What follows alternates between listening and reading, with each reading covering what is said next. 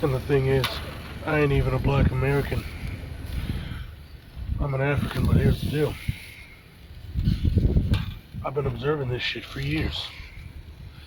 See, in America, and Neely Fuller said this, you're not really free. You're free to do dumb shit, but as long as nobody's looking, nobody's paying attention to what you're saying, you can kind of, god damn it, you can say whatever you want.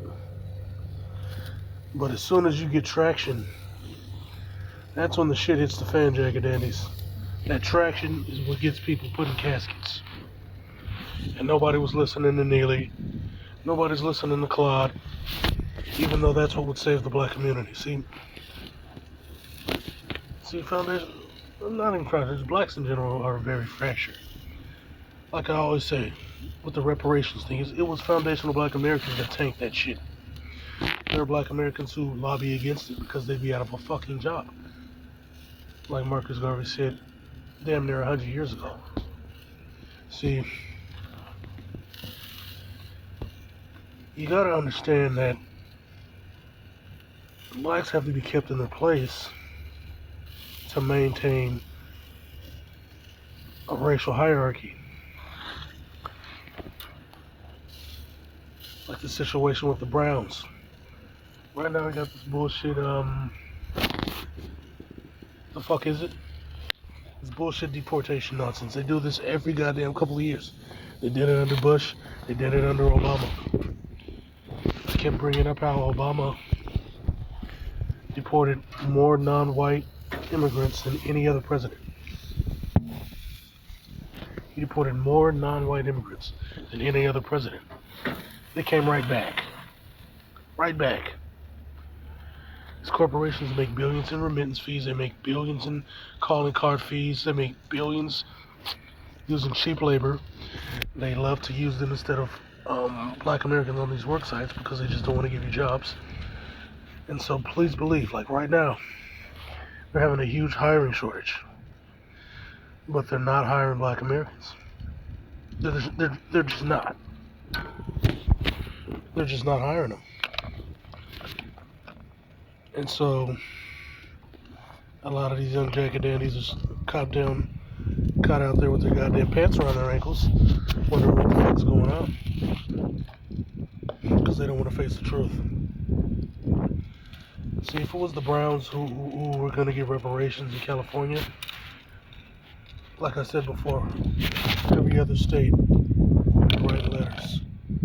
They would have been writing letters, doing everything that the tribalists did to get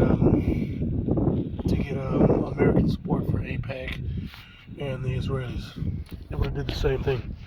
But since black Americans are fractured, controlled, and monitored non-fucking stop, which is why anybody with any kind of influence in the black community gets bodied, a la Fred Hampton, that'll never happen.